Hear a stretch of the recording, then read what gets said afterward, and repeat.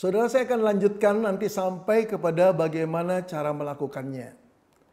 Nah, saya mau ingin memberi penekanan dulu hal yang perlu diupayakan pengkhotbah sebelum melakukan hal praktisnya.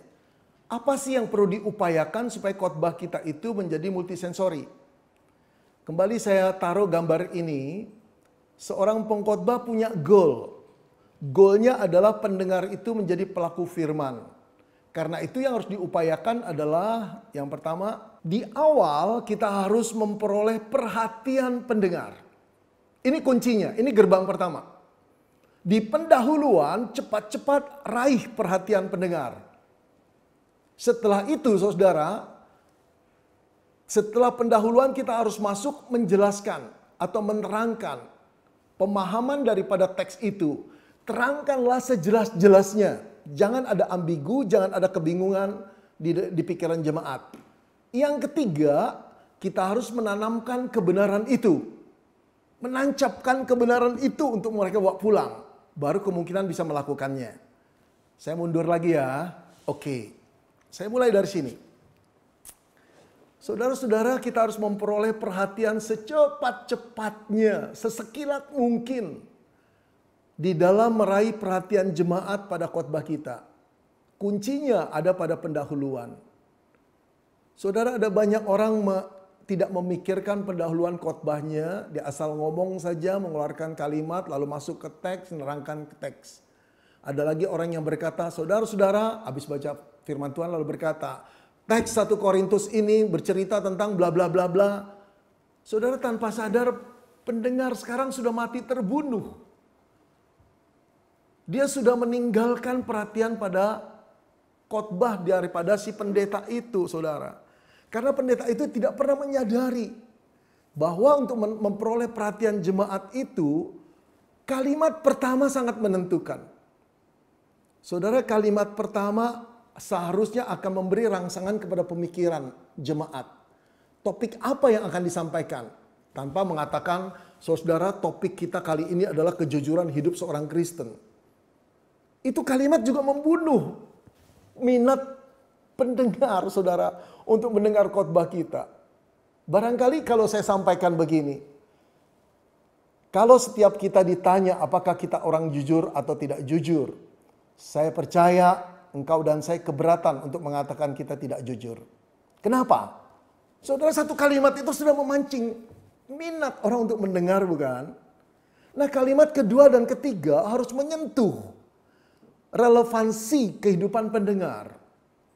Sehingga mereka berkata, wow, ini tentang saya. Kita tidak ngomong-ngomong, kita tidak membicarakan satu topik yang nggak punya relevansi. Kalau 3-4 kalimat terus kita lanjutkan, pasti mereka akan membunuh perhatian mereka atau minat mereka untuk memperhatikan khotbah kita. Jadi saudara, perhatikan di pendahuluan itu adalah kesempatan sebesar-besarnya. Kita harus membuka satu pendahuluan yang begitu menariknya. Nah, kita perhatikan saudara. Ada 3 tahap atau 3 jenis perhatian lah. 3 tahap perhatian jemaat. Yang pertama, tahap melayang-layang, saudara, perhatiannya. Perhatian tahap melayang-layang itu, saudara, benar-benar tidak nyangkut dengan apa yang kita bicarakan. Ini susahnya berkhotbah, ini susahnya membuka pendahuluan. Walaupun mereka sudah nyanyi, walaupun mereka sudah berdoa untuk mendengar firman, belum tentu loh saudara perhatian mereka itu sudah ready untuk mendengarkan khotbah kita. Bisa jadi masih melayang-layang. Entah pikiran di rumah, entah habis kebaktian mau kemana, entah berpikir bahwa anaknya sedang sakit. Nah, bagaimana di dalam pendahuluan kita menarik perhatian mereka? Yang kedua, perhatian mereka bersifat pasif. Ikut sih mendengar, ikut topik. Tetapi pasif, tidak merasa terlibat di dalamnya. Nah, ini juga perhatian yang sangat-sangat mudah untuk mobile. Jangan lupa saudara, perhatian jemaat itu sangat-sangat mobile di zaman sekarang. Ketika kita tidak bisa mencengkram perhatian mereka dari kalimat ke kalimat, mereka akan tukar dengan topik lain di pikiran mereka. Dan yang ketiga, perhatian yang terabsorb saudara. Yang terpaku, yang terserap. Seharusnya dari awal kita mengucapkan kalimat kita itu harus menyerap mereka sampai mereka merasa terganggu kalau orang lain ngajak mereka ngobrol. Nah, saudara, betapa sulitnya membuat pendahuluan di dalam khotbah yang punya bobot seperti itu. Tapi jangan khawatir, dengan multisensory preaching, benar-benar perhatian mereka akan tertarik sekali. Karena kita menggerakkan tidak cuma auditorinya mereka, indera pendengar mereka. Mereka melihat sesuatu, mereka bisa merasakan sesuatu. Kalau boleh mereka mengecap sesuatu juga. Dan hidung mereka mencium sesuatu. Wah, itu keren sekali. Nah, saya ingin masuk lagi yang kedua, saudara, begini. Setelah itu yang kita perlu upayakan adalah menerangkan dengan jelas. Kalau saudara tahu PIA dalam buku saya, dalam pelajaran saya, penjelasan, ilustrasi, dan aplikasi. Kita masuk bagian penjelasan. Saudara, kita harus akui ini linier dengan fungsi kecerdasan seorang pengkhotbah. Saudara, nggak perlu kita dikatakan orang pintar sekali. Tapi tentu saja jangan orang beranggapan bahwa kita ini, wow, pengkhotbahnya bodoh ya. Logikanya nggak nyambung ya. Nah, perlu memikirkan betul-betul, saudara. Bagaimana cara menjelaskan serunut mungkin, dengan logika selogis mungkin. Lalu jangan sampai ada lompatan-lompatan pikiran yang nggak jelas. Saudara, minat orang akan terbunuh mendengarkan khotbah kita kalau dia mendapati 2-3 kalimat yang ambigu. Bisa ke sana, bisa ke sini, maksudnya apa? Capek deh orang. Lalu mereka mulai menunduk, dan pada waktu mereka menunduk sebetulnya mereka sudah meng-off-kan kita, turn off kita dari pikiran mereka, saudara. Nah, ayo mohon pada Roh Kudus pikiran yang sejelas-jelasnya untuk menjelaskan serunut-runutnya, selogis-logisnya. Jangan biarkan, saudara, penjelasan kita menjadi penjelasan yang tidak jelas. Nah, di dalam hal ini, saudara, pergunakanlah multisensory preaching, unsur-unsur di dalam indera-indera mereka untuk ikut terlibat, memahami kebenaran yang sedang kita jelaskan. Wah, keren sekali, saudara. Ketika satu penjelasan yang kalau cuma verbatim, secara verbal diucapkan itu membingungkan, begitu masuk analogi yang menggerakkan indera mereka dan mereka menjadi jelas, wow, itu akan tertancap dalam sekali. Sekarang yang harus diupayakan yang ketiga adalah menanamkan kebenaran itu. Setelah jelas, poinnya dapat, tanamkan itu dalam-dalam. Tanamkan bukan cuma di pikiran mereka, masukkan ke hati mereka. Aduh, saudara, kalau satu kebenaran itu sudah masuk ke otak mereka dan masuk ke perasaan mereka, hilangnya tuh lama sekali. Karena sudah menyentuh hakikat dirinya. Bagaimana cara menanamkan kebenaran dengan retensi yang begitu dalam dan lama? Multisensorinya disentuh. Dengan demikian mereka pulang sebagai orang yang sudah dibenarkan oleh firman, sudah mengalami firman, Roh Kudus yang telah menaruh benih firman itu akan mendorong mereka menjadi pelaku firman. Nah, ini 3 hal yang harus kita perhatikan. Saya lanjut lagi. How to deliver multisensory preaching. Yuk kita lihat. Hal yang mudah pertama, berkhotbah hanya secara verbal, lisan. Yang kedua, berkhotbah verbal plus visual. Yang ketiga, melengkapi seluruh indera, verbal, visual, plus interaktif. Saya ingin membahas satu persatu. Nah, saudara, secara verbal saja andai kata kita berkhotbah cuma verbatim, tidak ada visualisasi, tidak ada interaktif, gimana cara menciptakan khotbah yang masih bisa menyentuh indera-indera mereka? Nah, saudara, yang pertama, usahakanlah menggunakan kalimat langsung dan dialog. Jangan menggunakan kalimat tidak langsung, jangan menggunakan monolog, saudara, ketika terjadi dialog. Nah, pada waktu kita menggunakan kalimat langsung atau juga dialog, terasa hidup sekali. Di situ ada penyentuhan-penyentuhan indera yang terjadi. Dengarkanlah ya. Saya ingin mengatakan begini nih. Contoh-contoh kalimatnya ya saya katakan. Mendengar hal itu, raja marah dan berkata bahwa hamba itu harus ditangkap. Saudara perhatikan kalimat ini. Raja marah dan berkata bahwa. Ketika pakai bahwa, kalimat itu menjadi kalimat tidak langsung, saudara. Hamba itu harus ditangkap. Ditangkap itu pasif, tidak aktif. Bagaimana kalau diganti begini? Mendengar hal itu, raja marah dan berkata, tangkap kembali hamba yang tidak tahu berterima kasih itu. Saudara tergerak gak? Ada sensor-sensor, saudara bisa merasakan gak kemarahan raja itu? Saudara, saya mengubah kalimat itu menjadi kalimat langsung, bukan kalimat laporan. Lalu, saya mendialogkan, mengatakan dialog raja itu, tangkap kembali hamba yang tidak tahu berterima kasih itu. Nah, untuk menggerakkan sensor perasaan mereka, tentu saja saudara harus mengatakan dengan nada marah sebagaimana kalimat itu menuntut kita memperagakannya. Lanjut lagi saudara. Saya ingin mengatakan hal seperti ini. Coba saudara contoh lain. Perhatikan ya. Setelah meredakan angin ribut, Yesus bertanya kepada muridnya kenapa mereka begitu takut dan kurang percaya. Saudara, kalimat ini flat. Kalimat itu tidak langsung. Tidak ada gerak. Nggak bisa ditangkap dengan indera yang utuh. Tapi kalau kalimat itu diganti begini gimana? Setelah meredakan angin ribut, Yesus berbalik, menatap murid-muridnya dan menegur mereka. Mengapa kamu begitu takut? Mengapa kamu kurang percaya? Berbeda kan saudara sekarang? Jadi jangan biarkan kalimat kita itu tidak tersentuh indera, cuma terdengar saja. Ada gerak di sana, ada emosi di sana. Ayo peragakan itu, walaupun cuma dengan verbal saudara. Jadi usahakanlah menggunakan kalimat langsung dan dialog. Yang kedua, saudara, apa yang kita perbuat kalau cuma khotbah dengan verbal saja? Pergunakan kata kerja aktif dan kata sifat untuk mengungkapkan kebenaran yang kita katakan. Kata kerja aktif itu bergerak, saudara. Itu memberikan sensor-sensor atau indera pendengar itu aktif. Kata kerja pasif itu nggak bergerak, saudara. Mematikan, membuat ngantuk. Nah, saya beri contoh ya. Saudara coba lihat ini.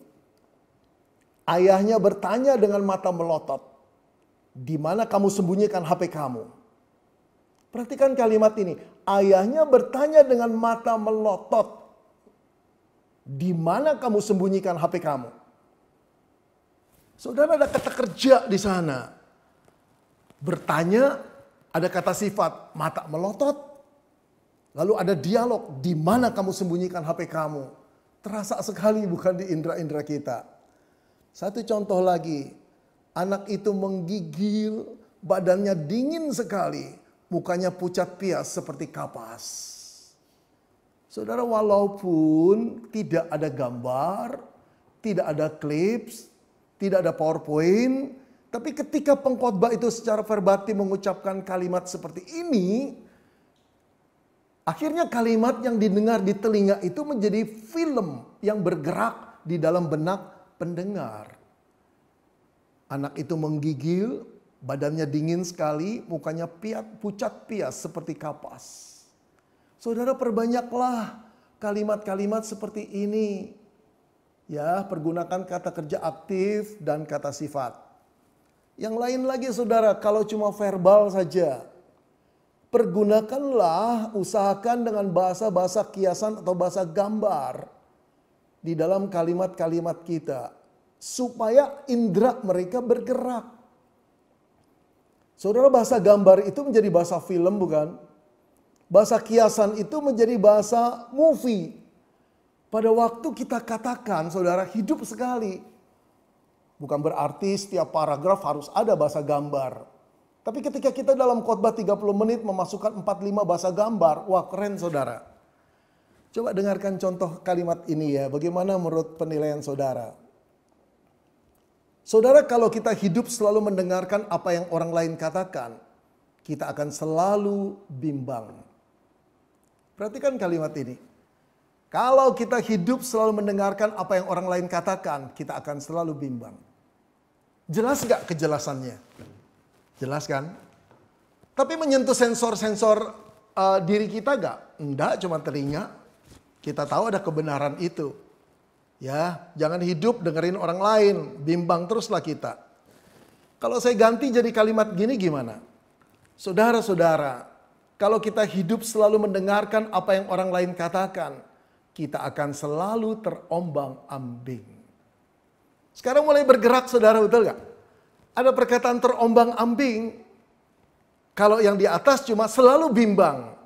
Yuk ganti yuk dengan penggambaran terombang-ambing. Kita mulai melihat gambaran orang ke kiri, ke kanan, ke depan, ke belakang. Tapi gimana kalau saya mengatakan kalimat itu dengan alternatif yang lain lagi? Saudara, kalau hidup kita selalu mendengarkan apa yang orang lain katakan, kita seperti papan selancar tanpa pemilik di tengah lautan. Saudara perhatikan penggambaran kita seperti papan selancar tanpa pemilik di tengah lautan.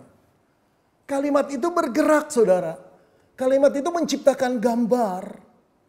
Nah, yuk kita buat kalimat-kalimat seperti ini di dalam khotbah kita. Bisa, saudara. Memang perlu waktu, perlu latihan, perlu penulisan. Gak mungkin muncul di mimbar tiba-tiba. Oke. Saya ambil contoh lain, saudara. Saya ingin mengatakan begini. Terkadang kita bersikap kepada Tuhan seenaknya. Tidak ada hormat sama sekali. Jelas gak kalimat kebenaran ini? Jelas. Tapi apakah kalimat itu menyentuh sensor-sensor pendengar? Enggak, rata saja, flat. Itulah yang tiap kali kita dengar ketika banyak pengkhotbah berkhotbah, bukan? Terkadang kita bersikap kepada Tuhan seenaknya. Tidak ada hormat sama sekali. Gimana kalau kita ganti? Terkadang kita bersikap terhadap Tuhan seenaknya. Seolah-olah dia adalah kacung kita. Mulai lebih hidup, bukan? Dengan memasukkan kata kacung kita. Atau pembantu kita. Atau bawahan kita. Berbeda cita rasa kalimat itu. Sekarang saya ingin menukar lagi dengan kalimat yang lain. Saudara-saudara, terkadang kita sudah keterlaluan memperlakukan Tuhan seperti aplikasi GoFood. Asal kita bayar, makanan otomatis datang. Saudara, kalimat ini bercampur dengan budaya kontemporer, bukan? Hidup sekali dalam kepala mereka. Nah, walaupun kita nggak pakai gambar, kalimat itu bergambar. Satu contoh lagi, saudara, bagaimana membuat kata-kata kiasan atau kata-kata gambar dalam khotbah kita. Kalimat pertama, saudara, dosa kesombongan itu ada pada setiap orang. Pada saudara dan juga pada saya. Itu kalimat kebenaran, semua orang mengerti. Tapi flat, tidak menyentuh multisensori apapun. Gimana kalau penggambarannya alternatif kedua? Saudara, dosa kesombongan merasuk pada setiap orang. Dan yang luar biasa, orang yang dirasuk itu merasa sehat-sehat saja. Ada perkataan merasuk, dan orang yang dirasuk merasa sehat-sehat saja. Ya, ini orang tanpa gejala namanya OTG, saudara. Jauh lebih hidup, bukan? Tapi coba dengarkan yang terakhir. Saudara, dosa kesombongan senatural oksigen yang kita hirup. Tidak berasa, tapi sudah ada. Jauh lebih menggambarkan lagi, kan?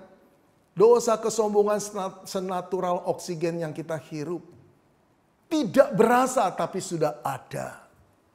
Ayo, saudara, kita perbanyak kalimat-kalimat seperti ini di dalam khotbah kita. Jelas, perlu ditulis dahulu. Itu sebabnya, saudara, saya selalu menganjurkan tulis naskah khotbah kita lebih dahulu. Di dalam penulisan mohon Roh Kudus memimpin. Disitulah Roh Kudus akan meningkatkan skill kita dalam menguasai kata-kata. Ketepatannya, keakuratannya. Sehingga firman yang luar biasa itu mendapat bejana yang luar biasa pula, saudara. Bukan asal diucapkan nanti di mimbar seperti apalah yang kita anggap lancar. Tapi sebetulnya begitu tumpulnya. Dan apa yang kita katakan dengan gaya penyampaiannya sudah bisa diprediksi oleh pendengar. Itu yang sebabnya para pendengar bosan dengar khotbah kita, saudara.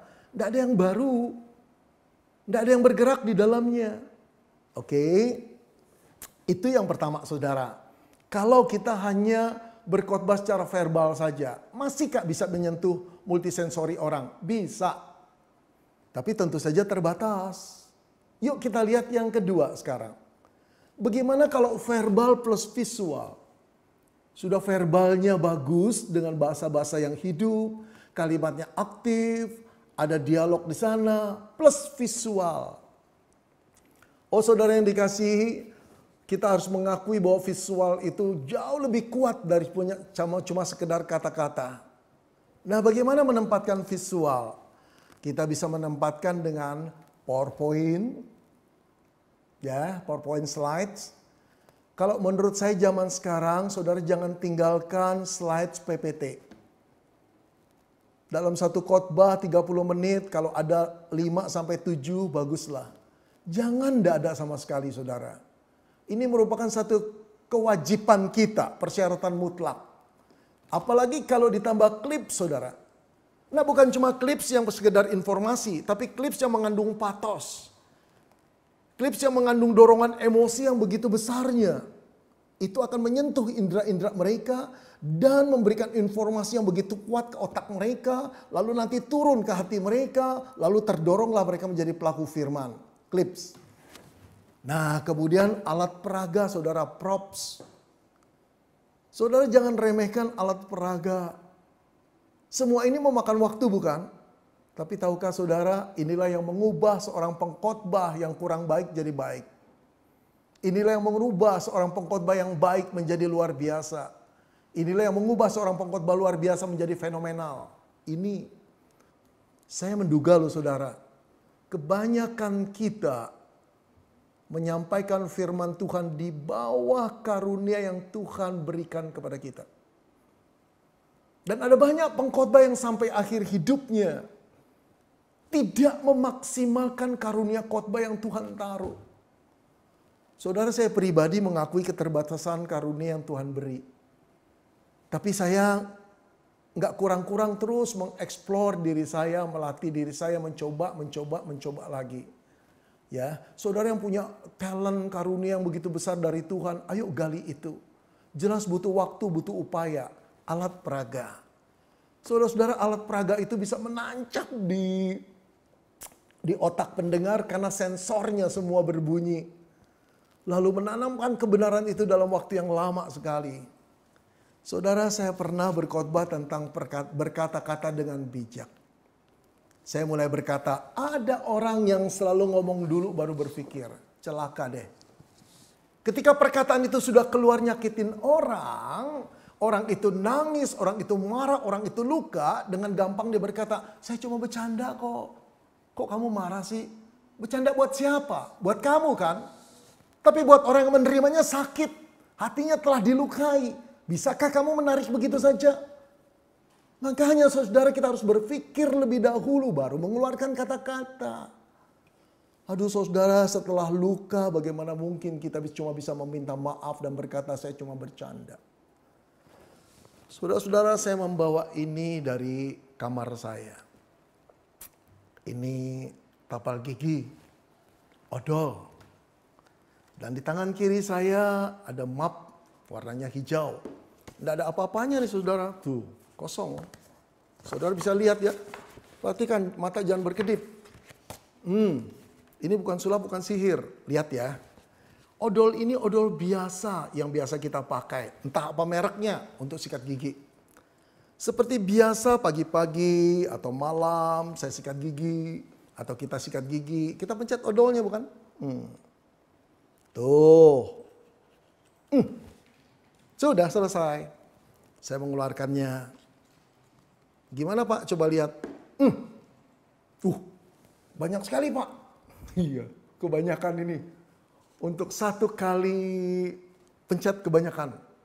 Ya. Tapi jangan khawatir. Saya bisa masukkan lagi. Apa benar Pak? Loh, kamu belum tahu keahlian saya. Saya kuliah 4 tahun di Seminari Alkitab Asia Tenggara. Saya jadi pendeta udah puluhan tahun. Masukin begini gampang, gak susah. Tunggu ya. Tuh kan, udah masuk. Asal tahu caranya semua tuh gampang. Kalau nggak tahu caranya nggak bisa.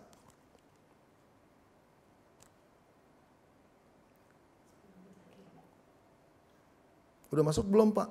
Sabar. Orang Kristen harus sabar. Sampai kapan Pak? Siapa yang ngomong tadi? Sabar. Sampai jam khotbah habis juga nggak bakal selesai Pak. Saudara bener juga. Gimana Pak hasilnya? Kayak gini. Saudara-saudara, mungkin nggak saya bisa memasukkan odol yang sudah dipencet keluar?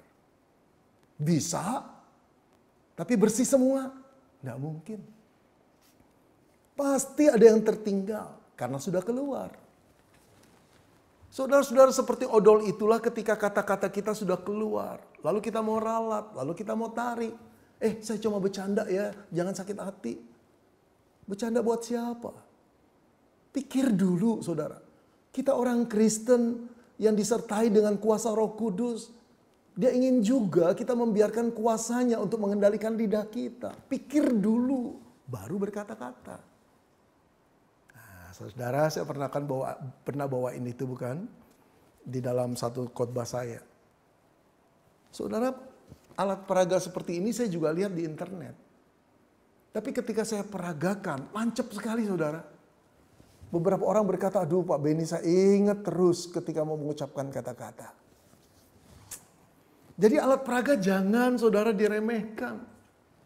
Saya bawa lagi nih ya. Minta maaf nih yang saya bawa warnanya hijau semua. Saudara lihat ya, ini termos kan. Bisa juga kalau kita berkhotbah kita bawa ini. Kita sedang bercerita tentang apa arti hidup kita. Hidup itu seperti bunga rumput yang hari ini ada, siang cemerlang, sore layu, esok tempatnya tidak mengenal dia lagi. Bawa bunga rumput saudara. Saya pernah bagikan itu pada waktu camp mahasiswa saudara. Bukan camp mahasiswa. Retreat siswa saudara. Saya bawa bunga rumput, saya bagikan yang segar dan yang layu. Berbicara sekali. Nah, ketika Yakobus berkata saudara, apa arti hidupmu? Hidupmu sama seperti uap yang sebentar saja kelihatan lalu lenyap. Saudara perhatikan ya, saya membawa air panas di sini. Ketika saya buka, saudara lihat. Ada uapnya. Saudara mungkin nggak kelihatan bukan? Saya ngelihat jelas. Ketangkep uapnya ini. Tapi mari buka. Hilang lenyap. Nggak berbekas saudara. Saudara seperti itulah hidup kita. Jangan sombong. Kita seperti uap yang memenuhi satu gelas dan merasa bangga berada di tempat yang paling tinggi. Ketika terbuka, kita merasa kebebasan. Ketika ditangkap, kita dibuka oleh Tuhan kita. Lenyaplah engkau dan saya. Saudara, itu hal yang luar biasa bukan? Dengan alat peraga saudara. Nah, usahakan, mikirkan. Apa yang bisa menjadi penjelasan kita jadi jelas. Ketika alat peraga ini datang. Saudara, kita bisa pakai slide, bisa pakai clips, bisa pakai alat peraga. Juga tips saya yang selanjutnya adalah ubahlah ilustrasi yang verbal yang kita dengar dalam bentuk cerita menjadi visual. Kalau perlu dibuatkan alat peraga, kalau perlu didramakan. Nah, ilustrasi itu menjadi daya tarik yang luar biasa yang akan menggerakkan indera-indera pendengar untuk menjadi antena-antena kebenaran. Oke. Saya ingin masuk lagi saudara. Sekarang yang tiga, yang terakhir ini. Bagaimana menyampaikan khotbah multi sensory preaching? Verbal plus visual plus interaktif. Interaktif artinya jemaat ikut diajak berpartisipasi. Tapi kita bisa bagi saudara. Partisipasi sebagian jemaat saja sama nanti partisipasi seluruh jemaat. Enggak mudah itu saudara. Tapi yang bisa kita lakukan paling tidak melibatkan sebagian jemaat. Misalnya saudara dengan drama atau fragmen. Fragmen itu adalah potongan cerita. yang mengandung satu dialog atau satu persoalan singkat. Nah, kita harus tahu saudara bahwa fragmen drama itu mempunyai kekuatan dampak untuk menggerakkan perasaan orang itu luar biasa. Saudara, contohnya pernah saya lakukan dalam satu kebaktian tahun baru di gereja di Malang. Tema yang diberikan kepada saya adalah bersyukurlah senantiasa dalam menghadapi tahun yang baru tentu saja. Saudara, saya berpikir saya ingin berkhotbah dengan cara yang lain lah. Supaya jemaat benar-benar tergerak. Firman Tuhan itu dihayati. Nah, lalu saya minta tolong beberapa orang, saudara, kebetulan mahasiswa saat yang ada di kampus. Bikinin drama dong. Dramanya saya bagi 3 babak. Singkat-singkat saudara, cuma 1 menit, 1 menit, 1 menit, 3 menit kelar. Bagian yang pertama, ada seorang bapak saudara di kursi roda. Di sebelahnya istrinya, di belakang yang mendorong putranya. Lalu saya memberikan skema, kalian dialog sendiri ya. Nah, setelah kursi roda didorong, pas lewat di depan gereja. Lalu kemudian istrinya berkata, "Pa, ikut kebaktian tahun baru yuk. Temanya bagus loh Pa, bersyukur senantiasa di dalam Tuhan." Lalu papanya berkata, "Bersyukur? Kamu tidak lihat keadaan saya seperti ini. Sudah 3 tahun di sini terus. Bersyukur. Gak perlu bersyukur sama Tuhan." Lalu sang anak berkata, Papa selalu saja dikaitkan dengan perihal penyakit Papa. Tetap ada yang baik lah Tuhan itu. Gak perlu, ayo kita jalan. Ya cuma singkat segitu saudara. Lalu setelah itu datanglah seorang wanita. Pulang kantor, dia melihat di gereja ada satu katakan poster, kebaktian tahun baru, bersyukurlah senantiasa di dalam Tuhan. Dia diam sebentar, dalam hatinya dia ngomong begini, bersyukur, apa yang harus aku syukuri? Tahun ini aku kehilangan suamiku, engkau tak melindunginya, bahkan engkau memanggilnya pulang. Sejak itu hidupku penuh dengan kepahitan, tidak perlu bersyukur. Bersyukur perlu alasan, tahu tidak? Alasan itu harus yang baik. Nah, perempuan itu jalan. Satu lagi saudara. Seorang ibu berjalan pelan-pelan. Lihat poster kebaktian, bersyukur. Dia berkata, "Tuhan, dulu aku hidup dengan penuh syukur. Tapi hari ini aku tidak bisa bersyukur. Sejak engkau membiarkan tokoku terbakar dan putraku meninggal karena kecelakaan. Apa artinya bersyukur? Bersyukur perlu alasan yang baik. Apa baiknya dari kamu? Sorry Tuhan." 3 adegan cuma membutuhkan 3 menit saudara. Tapi itu sudah mewakili jemaat yang berkata benar bersyukur itu perlu alasan yang baik. Kita penuh kemalangan tahun lalu. Buat apa bersyukur? Lalu saya masuk mulai berkhotbah. Bersyukur perlu alasan yang baik. Saya mengkomunikasikan kebenaran untuk membenarkan, pertama-tama mengikuti perasaan pendengar. Bersyukur memang perlu alasan yang baik. Apa baiknya dari Tuhan kalau kejadian begini. Lalu saya jelaskan Mazmur itu. Pemazmur juga mengalami kemalangan. Tetapi dia tidak tenggelam dalam perasaannya. Imannya bergerak melihat kebaikan Tuhan. Nah, setelah itu saya menampilkan kesaksian saudara. Ada 3 jemaat yang saya sudah hubungi. Tapi 3 jemaat ini berkata, "Pak Beni, kami grogi. Kalau bersaksi di depan jemaat, boleh gak direkam?" Ide yang bagus. Setiap orang saya beri waktu 5-7 menit. Suruh tulis dulu. Saya mengeditnya saudara. Saya mengedit agar kata-katanya tepat. Nanti setelah itu saudara, waktu dia di syuting video, ada teks di depannya itu. Dia boleh baca juga gak apa-apa. Aduh saudara, itu kisah hidup mereka. Ada yang kehilangan mama pada tahun itu. Ada yang kena kanker. Ada yang kehilangan istri di usia 33 tahun saudara. Aduh, waktu mereka bersaksi itu menyentuh sekali dan menangis. Cuma 5-7 menit. Nah, karena 3 orang makan waktu 20 menit. Gak apa-apa saudara.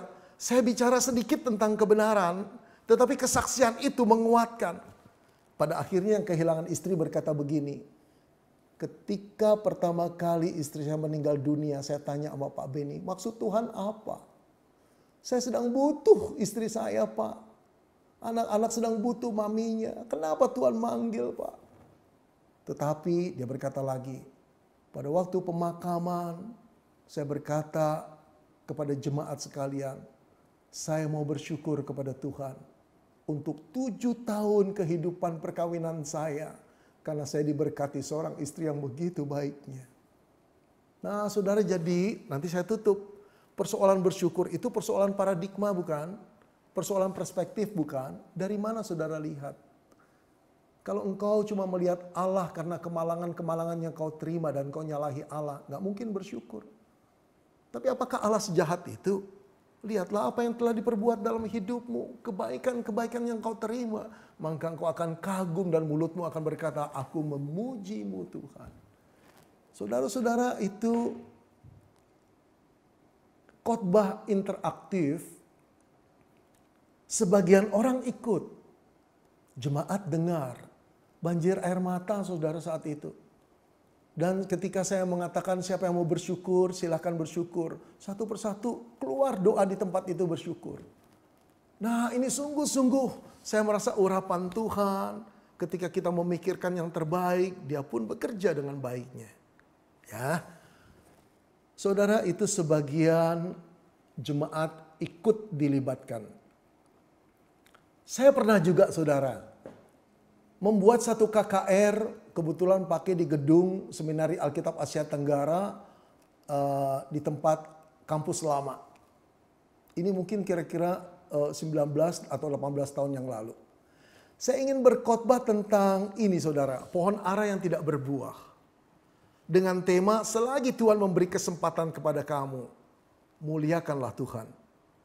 Nah lalu saya membuat mahasiswa yang punya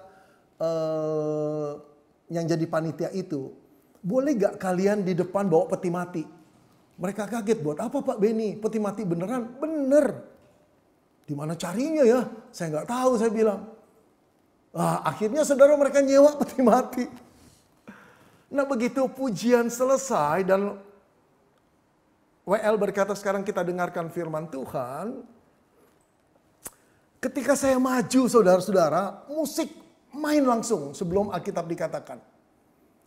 Musik main lagu kedukaan, lagu kematian.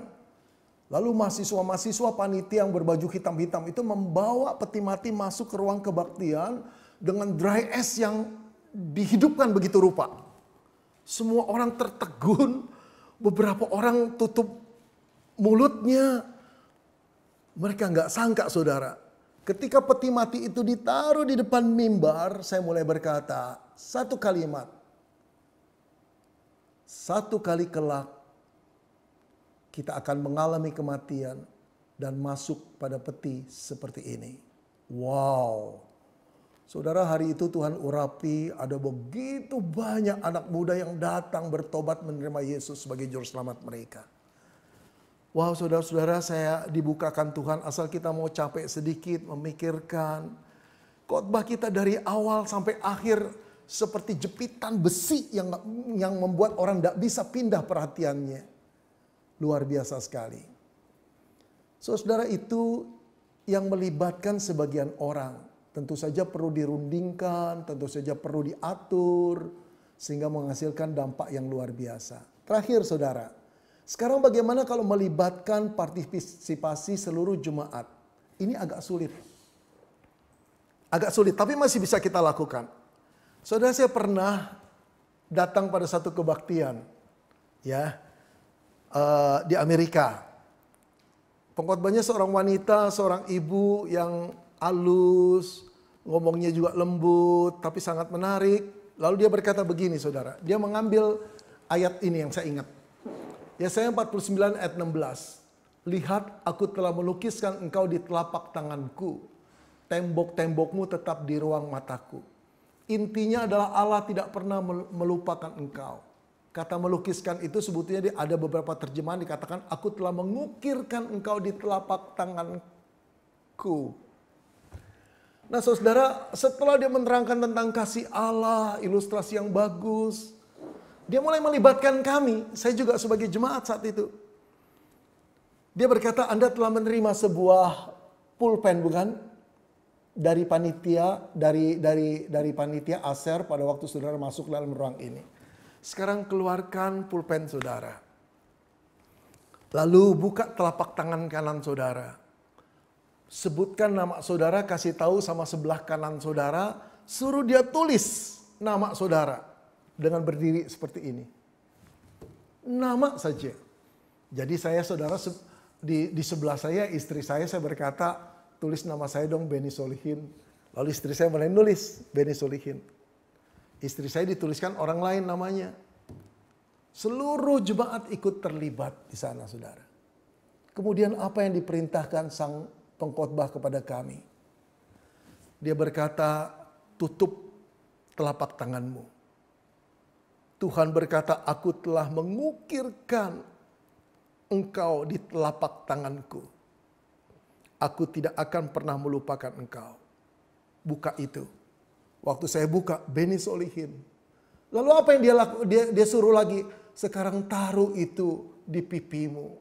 Waduh, saudara, begitu taruh di pipi, nyentuh ini indera perabaan, meneteslah air mata saya. Lalu saya lihat istri saya lihat orang di sana menangis, saudara. Ini kekuatan multisensori yang luar biasa yang saya ingat terus. Sudah hampir 19 tahun itu berlalu, tapi saya tetap masih ingat. Saudara, terakhir, saya ingin memberikan contoh dari pendeta Rick Blackwood, pendeta Christ Fellowship di Miami, Florida, yang menulis buku The Power of Multisensory Preaching and Teaching. Dalam satu contohnya dia berkata, saya sedang khotbah tentang baptisan. Makna baptisan. Saudara, apa yang dia perbuat? Dia menggerakkan seluruh jemaat untuk ikut terlibat. Ketika dia naik mimbar dengan seorang pemuda. Dengan jas pernikahannya. Dia mengiringi pemuda itu sampai naik mimbar lalu memperkenalkan. Saudara-saudara, pemuda ini bernama katakanlah John. Seperti yang saudara tahu, dia baru saja menikah minggu lalu. Dan ini jas adalah jas pernikahannya. Saya menjadi saksinya. Saya menikmati saudara pernikahan, peneguhan pemberkatan nikahnya di gereja ini. Dan pestanya indah sekali. Hai John, bagaimana perasaanmu saat itu? John berkata, luar biasa Bapak Pendeta. Saya bersyukur untuk pelayanan Bapak. Tetapi saudara, bintangnya bukan John. Tapi bintangnya adalah, lalu dia tunjuk di sudut sana. Mempelai wanita, saudara. Begitu keluar dari sudut sana, musik saudara. Musik pernikahan itu dibunyikan dan jemaat diajak berdiri. Seolah-olah menghadiri tentang pemberkatan nikah sungguh-sungguh. Mereka berdiri tepuk tangan, sang wanita berjalan dengan baju pengantin yang persis dipakai minggu lalu. Lalu ada pengiring-pengiringnya, anak kecil menaburkan bunga, dia ditemani oleh ayahnya. Sampai naik mimbar pelan-pelan, saudara. Lalu sang pendeta berkata, hai Jane, kamu cantik sekali. Luar biasa, aku ingat minggu lalu engkau seperti ini. Iya Pak Pendeta, terima kasih untuk pemberkatan yang sudah engkau layani. Jane, saya ingin tanya padamu, bagaimana perasaan kamu? Aduh, perasaan saya berlimpah-limpah dengan syukur Pak Pendeta. Lalu Pak Pendeta mulai balik ke jemaat yang kemudian duduk lagi. Saudara lihat, jemaat ini terlibat. Dan sebetulnya pengantin ini cuma alat peraga, bukan? Lalu dia berkata, saudara-saudara, saya menjadi saksi pernikahan mereka yang luar biasa. Dan saudara tentu heran, hari ini saya akan berkhotbah baptisan. Apa sangkut pautnya dengan pernikahan? Ada kemiripannya, saudara-saudara. Ada kemiripannya. Pada waktu engkau dan saya dibaptis, sebetulnya disitulah engkau menjadi mempelai Kristus. Namun saya ingin mengatakan pada saudara, sebetulnya kalau saudara ingin menjadi pasangan suami istri, tidak perlu upacara pernikahan di gereja, tidak perlu sama sekali. Barangkali saudara berkata, loh Pak Pendeta apa maksud kamu? Sungguh, untuk menjadi pasangan suami istri yang resmi cuma dibutuhkan dua hal. Yang pertama engkau mengatakan I do, saya mau melakukannya. Saya menerima dia sebagai istriku. Saya menerima dia sebagai suamiku di depan panitera negara. Yang kedua, engkau menandatangani sebagai bentuk pernyataan legal. Setelah itu engkau jadi suami istri. Gak perlu engkau berdiri depan gereja. Tanpa engkau diberkati di depan gereja dengan peneguhan seperti ini, engkau sudah resmi jadi suami istri. Tapi mari kita tanya pada John, mari kita tanya pada Jane.